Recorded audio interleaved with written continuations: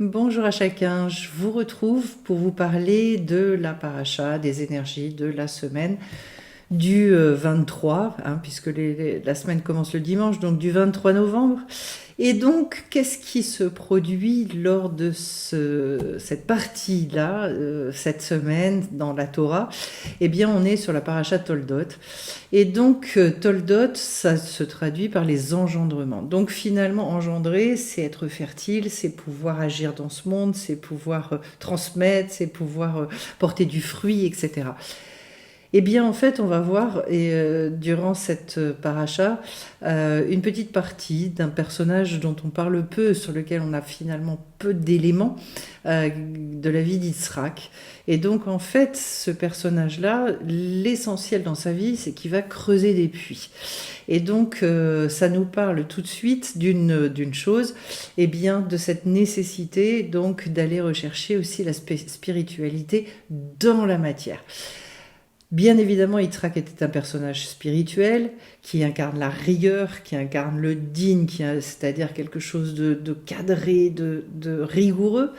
Et donc, oui, personnage spirituel, mais qui est allé, lui, fouiller, creuser. Donc ça nous parle aussi d'introspection, ça nous parle d'études, bien évidemment, puisqu'en fait, le puits va faire appel à l'eau et que l'eau fait référence aussi à la sagesse de la Torah. Donc, en fait, cette nécessité d'aller rechercher de la sagesse, d'aller s'instruire, d'aller fouiller, en fait, de prendre en charge aussi son propre, je dirais, sa propre démarche pour s'approprier et faire que sa sagesse personnelle, elle puisse éclore, elle puisse s'exprimer et elle puisse s'exprimer de manière tout à fait concrète. Autrement dit, le gros souci, effectivement, quand on parle de spiritualité, c'est qu'en fait, ça paraît très vite ésotérique, un peu mystique, déconnecté des contingences de ce monde, alors que le challenge que nous propose de relever la tradition hébraïque est exactement à l'inverse. C'est-à-dire, comment est-ce que je vais pouvoir vivre avec tout ce que je comprends, tout ce que j'apprends, et bien finalement, dans la matière, et devenir ce qui me semble beau, ce qui me semble juste, ce qui me semble vrai également. Donc c'est un petit peu une chasse au trésor. On part à la découverte de quelque chose qu'on ignore et qui va venir, je dirais, nous équilibrer et nous faire du bien. Et donc qui va générer des engendrements, une fertilité derrière qui va faire que la transmission va être possible. Donc il y a toute cette notion aussi au travers de cette paracha, de la grande question, c'est qu'est-ce que je vais laisser moi quand je ne serai plus là dans ce monde, puisqu'en fait au niveau de la matérialité tout est fini, donc à un moment donné tout part, tout s'arrête, tout s'étiole, s'épuise. Alors que, au contraire, dans ce que je vais laisser d'essentialité, eh bien, ça peut durer et ça peut passer de génération en génération. Donc, une première question liée à cette paracha, c'est finalement, dans mon mode de fonctionnement, jusqu'où je vais être capable de transmettre quelque chose de tout à fait pérenne autour de moi. Et d'essentiel, qui peut aider bien au-delà de l'aspect matériel de la vie, qui peut aider dans le bien-être, dans la joie, dans, je dirais, une facilité à accéder à la vie aussi pour les gens après nous. Cette paracha, elle nous parle d'une bagarre en fait autour du droit d'aînesse et d'une conversation extrêmement puissante et profonde qu'il faut apprendre à décrypter entre deux frères jumeaux qui sont Yaakov et Esav, et comment est-ce que finalement ces frères jumeaux-là incarnent justement pour l'un la spiritualité, pour l'autre la matérialité. Et finalement, ce désir d'unir les deux, qui va pas fonctionner tout de suite, qui va être compliqué, mais comment est-ce que je peux réussir? Et c'est aussi l'histoire, d'ailleurs, j'en profite pour le souligner, qu'il y a eu entre Caïn et Abel, c'est-à-dire Caïn et Abel. C'est déjà, on parle de cette problématique-là, on en reparle au niveau de ses frères jumeaux. Ça, c'est quelque chose que l'on contient nous-mêmes en nous, c'est-à-dire qu'il y a une part qui va être beaucoup plus matérialiste et attirée vers la matérialité, donc cette espèce de jouissance immédiate, et puis une autre part qui va rechercher, elle, des choses beaucoup plus éternelles, des valeurs sur lesquels finalement quand je dis valeur, je dis par exemple, vous voulez construire un couple, et dans ce couple-là, est-ce que mon essentiel, justement, dans mes objectifs, ça va se définir autour de l'extériorité des choses. Donc, comment est-ce que on vit ensemble? Quels sont les projets concrets? Est-ce que on se prend un appart ensemble? Est-ce que si? Et comment on fait? Et, bon, sur des choses qui sont importantes aussi, mais est-ce que ça, j'en fais mon essentiel? Ou alors est-ce que je vais avoir à cœur, au contraire, de me dire, tiens, dans mon couple, j'ai envie de vivre les choses de telle et telle manière. J'ai décidé, par exemple, quand j'ai des choses difficiles à dire, de les dire systématiquement avec d'abord d'attendre que je sois apaisée, de pouvoir avoir un mode de communication qui pour moi est primordial. Ça, on est dans l'essentialité des choses. Et là, donc en fait, je veux systématiquement discuter avec l'autre dans un mode de construction et jamais me lâcher parce qu'à un moment donné, j'en ai ras-le-bol. Bon, voilà de quoi on parle. Donc on parle de choses très concrètes. La spiritualité, pour moi, qui est intéressante, ne s'entend que de cette manière-là parce que sinon, c'est de la philosophie. On ne parle pas de spiritualité. Et donc finalement, qui va me faire du bien à moi, qui va faire du bien à mon entourage et qui va amener de la vie, puisque c'est tout l'objet de ce qu'on voit dans les cours de Kabbalah du dimanche soir, c'est justement on vient pour rajouter de la vie en permanence, rajouter de la vie.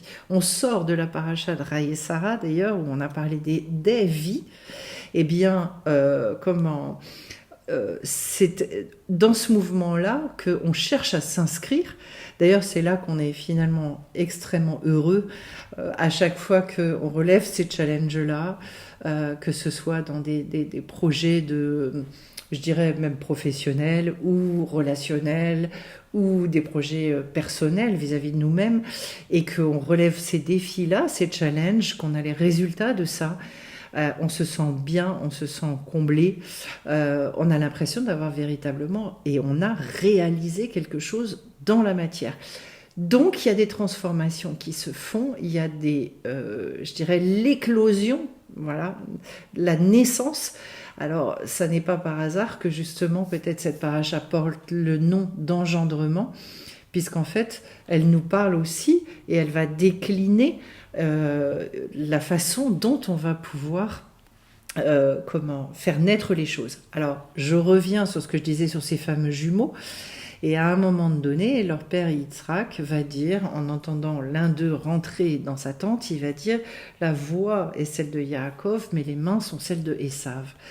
C'est-à-dire, finalement, je ne vais pas rentrer dans tous les détails parce que c'est très très profond. Ceux que ça intéresse, d'ailleurs, vous pouvez venir tous les dimanches matin.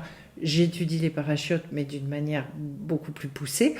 Eh bien, en fait, le but, ça va être justement d'associer la voix avec les mains. C'est-à-dire qu'on arrive à être porteur de certaines choses, qu'on puisse exprimer cette essentialité et également la mettre en œuvre, la vivre dans notre vie courante. Le mal-être de l'être humain, l'essentiel du mal-être, il vient de là. Les manques que l'on peut ressentir sont toute l'écart, la distance qui existe justement et précisément entre toutes ces aspirations-là d'essentialité. Je dirais par exemple si on a un travail dans lequel on est surbooké tout le temps, on n'a jamais le temps de se poser et de faire véritablement ce à quoi on aspire, il va y avoir un tiraillement intérieur entre l'aspiration réelle et le sens qu'on veut donner à notre vie qui est au final, je veux privilégier ma qualité de vie.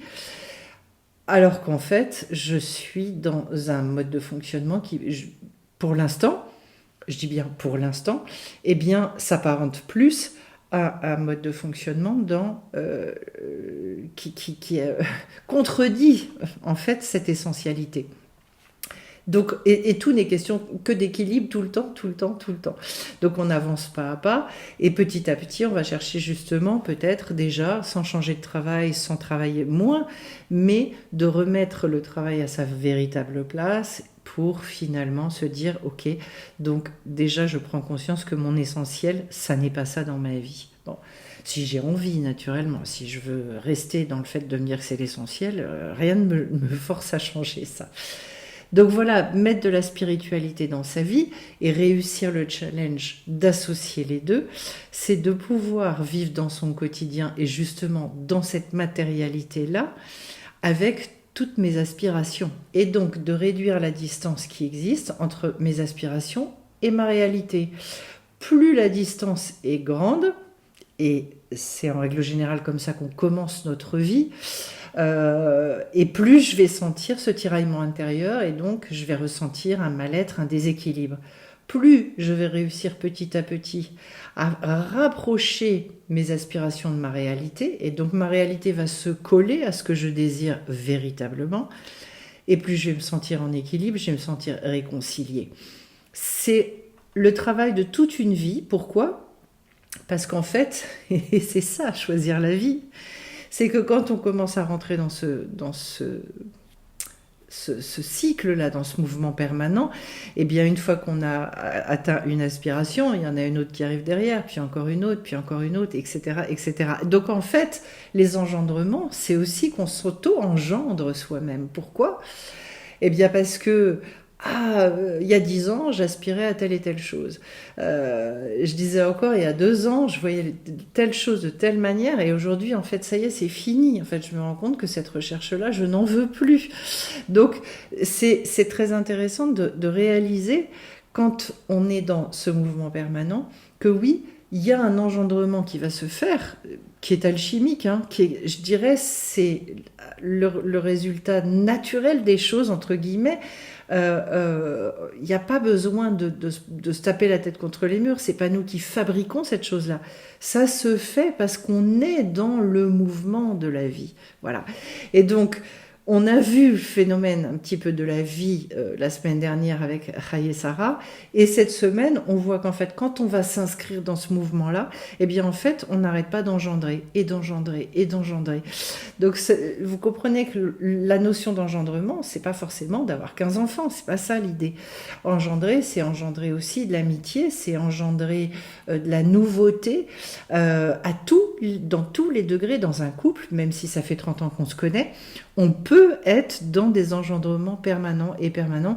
C'est là qu'en fait la vie devient enthousiasmante, parce qu'en fait ça veut dire que je ne suis plus le même que j'étais hier, mon conjoint n'est plus le même que celui qu'il était hier, donc on va se redécouvrir en permanence et on va pouvoir continuer encore à construire et à faire naître de nouvelles choses. Donc logiquement, la fin de la vie doit être une apothéose, en fait, dans ce phénomène de fertilité, ce phénomène d'ouverture, d'élargissement. C'est-à-dire exactement l'inverse de ce qu'on nous transmet. C'est-à-dire, nous, on appréhende la vieillesse comme étant quelque chose, un déclin.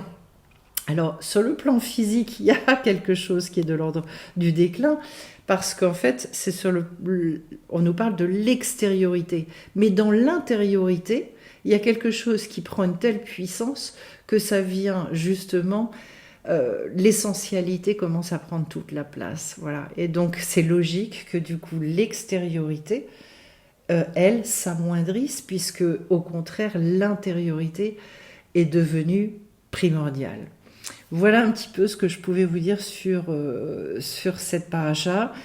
Pas mal de choses aussi à réaliser dans nos vies, peut-être sur les aspirations qu'on a pu laisser de côté, tous les endroits de résignation, et puis peut-être aussi de réfléchir à une nouvelle manière finalement d'envisager cette vie, en se disant j'ai pas envie de passer à côté de ça, parce que ce que j'ai envie d'engendrer, ce que j'ai envie de laisser derrière moi, eh bien finalement il faut que ce soit de l'ordre de cette essentialité dans les relations, dans les rapports que j'entretiens avec les gens, dans tout ça. Vous savez, quand on a une vraie discussion avec quelqu'un, justement dans notre vérité intérieure, moi il y a des discussions comme ça, j'ai pu avoir, et parfois, alors rarement, mais avec des gens que j'ai très peu vus. Mais peut-être parce que justement, on savait qu'on ne se reverrait pas forcément énormément. Et bien, quand on s'est rencontrés, véritablement, la rencontre, elle a été tellement puissante et les échanges tellement vrais que finalement ce sont des rencontres dont on se souvient toute notre vie, alors qu'il y a des fois, il y a des gens, on les a vus beaucoup plus régulièrement, mais il n'y a pas de choses forcément aussi marquantes qui nous sont restées. C'est de ça, vous voyez, le goût de l'essentialité, c'est ça, c'est-à-dire que je veux ressentir quelque chose qui vibre. Mais pour vivre à ce niveau-là, il faut être capable de nous-mêmes de le dégager, nous-mêmes de l'exprimer. Si nous, on est capable de le vibrer, on va rencontrer aussi des gens qui vibrent de cette manière-là.